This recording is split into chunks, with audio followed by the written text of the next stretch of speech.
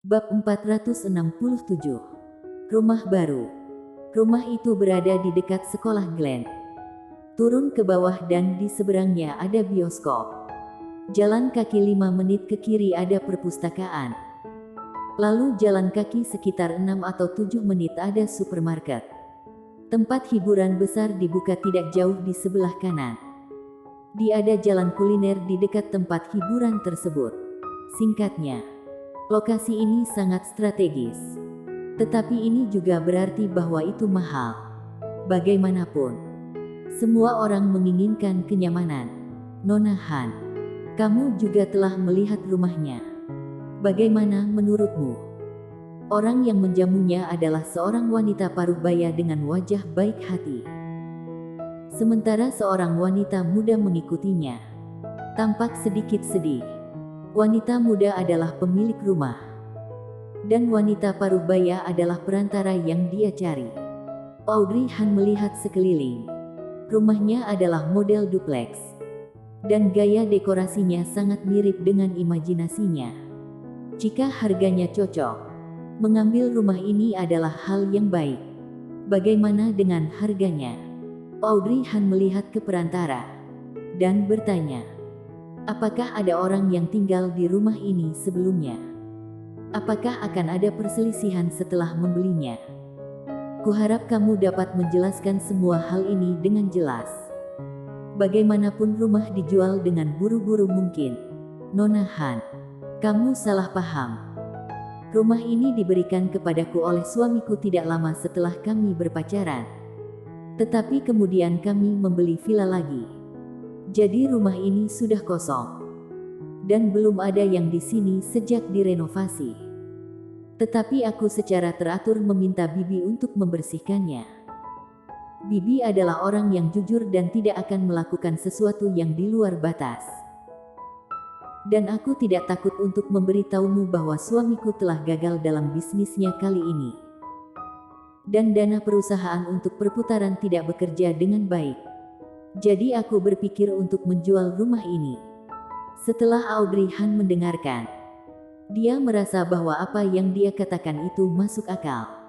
Jadi dia berkata, aku sudah memahami situasi dasarnya. Mari kita bicara tentang yang lain. Dan kemudian aku akan kembali dan memikirkannya. Wanita muda itu gugup. Nona Han, aku sangat membutuhkan uang. Hanya dalam 2 hari ini. Jika kamu membeli rumah ini, aku pribadi bersedia menurunkan harganya lebih dari 10%. Audrey Han, Gita tidak bisa menahan napas setelah mendengarnya. Kota utara adalah kota besar. Dan juga merupakan daerah pusat. Rumah ini paling murah sudah puluhan juta. Jika dia mau menurunkan harganya lebih dari 10%, bukankah dia akan rugi banyak? Wanita perantara tidak peduli. Bagaimanapun, dia menghasilkan uang ketika rumah dijual. Dia tidak keberatan menjual lebih mahal atau menjual lebih murah. Yang terpenting bisnis bisa dinegosiasikan. Jadi dia tersenyum dan berkata, oh, Nona Han, pemilik rumah ini telah menurunkan harganya begitu banyak. Kamu akan untung jika membelinya. Jika kamu tidak percaya, lihatlah rumah-rumah di sekitar sini. Di mana bisa menemukan yang semurah ini. Lagi pula kamu ingin membeli rumah.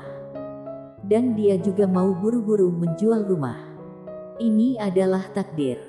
Dengan kata-kata ini, mulut Audrey Han hanya bisa bergerak-gerak. Ketika orang berbisnis, mereka benar-benar melakukan segalanya. Tentu saja, dia tidak akan berdebat dengan pebisnis itu. Tetapi hanya tersenyum tipis. Terima kasih atas pengingat yang baik dari saudari ini. Tetapi membeli rumah adalah hal yang sangat besar. Bahkan jika aku memiliki kemauan untuk membelinya, aku perlu mempertimbangkannya. Ini bukan masalah berapa harga yang diturunkan. Mendengar ini, wajah wanita muda itu agak jelek. Lalu, berapa lama kamu harus memikirkannya? Pada akhirnya, dia hanya bisa bertanya dengan datar, menggigit bibir bawahnya. Melihat penampilannya yang cemas, Audrey Han merasa sepertinya dia benar-benar membutuhkan uang. Tetapi dia bukan Bunda Maria. Dan tidak mungkin membeli rumah dengan tergesa-gesa untuk pihak lain. Jadi dia menggelengkan kepalanya. Aku akan kembali dan memikirkannya selama beberapa hari. Aku akan mengabarimu lagi. Meskipun dia sangat tidak bersedia. Tetapi tidak ada cara lain. Orang tidak mau membeli. Dia juga tidak bisa memaksa pihak lain untuk membeli. Kemudian, ketika dia hendak pergi, wanita muda itu dengan sopan mengantarnya ke lift. Dan kemudian melihatnya pergi. Mereka bertiga berjalan bersama-sama. Pandangan mata Glenn mengamati lapangan di sekitarnya dengan antusias. Mommy, menurutku rumah itu cukup bagus. Atau mari kita beli saja. Mendengar ini, Audrey Han berhenti sejenak. Lalu mengulurkan tangan dan mengelus kepala Glenn. Kamu sangat menyukainya. Gita mendengus. Meskipun kamu suka, kamu tidak bisa langsung membelinya. Siapa yang tahu obat apa yang dia jual di labu ini? Glenn, Bibi Gita akan mengajarimu sesuatu hari ini. Meskipun kamu tidak dapat mendapati orang itu berbahaya, tapi juga tidak memiliki perasaan berjaga-jaga. Apa kamu mengerti? Kamu sangat ingin mendesak ibumu untuk membelinya. Apakah kamu melihat wanita muda itu terlihat cantik? Audrey Han, sembarangan. Hehe. Aku hanya menggodanya saja. Gita memandang Glenn. Benar tidak?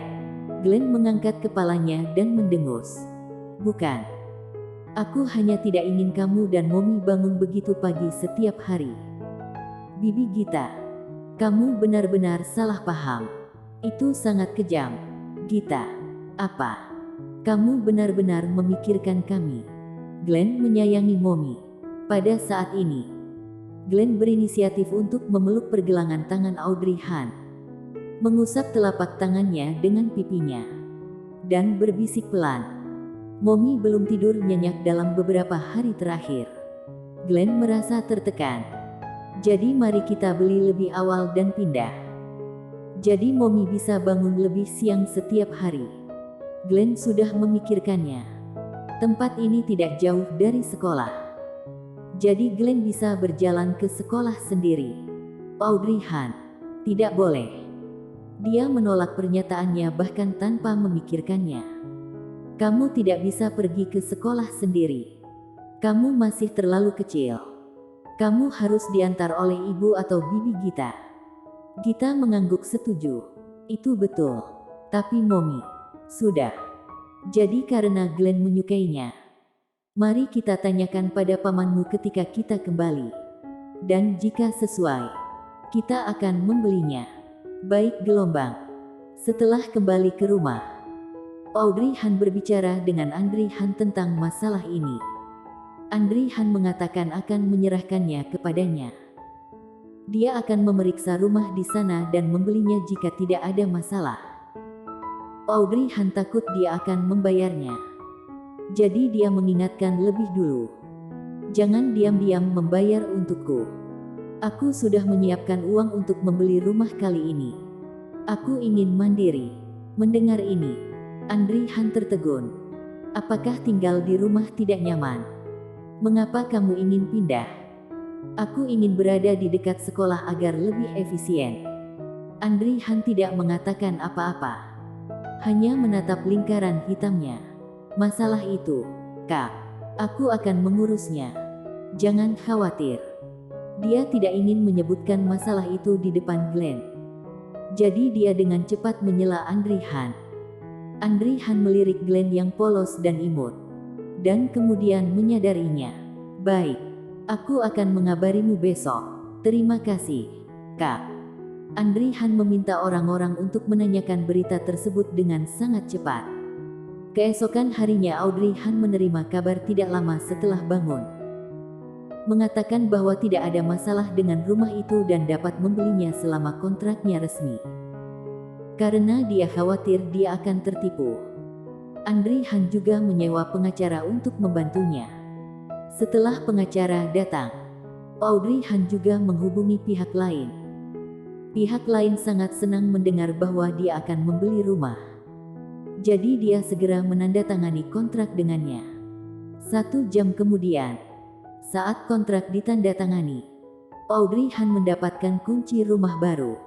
Bersambung.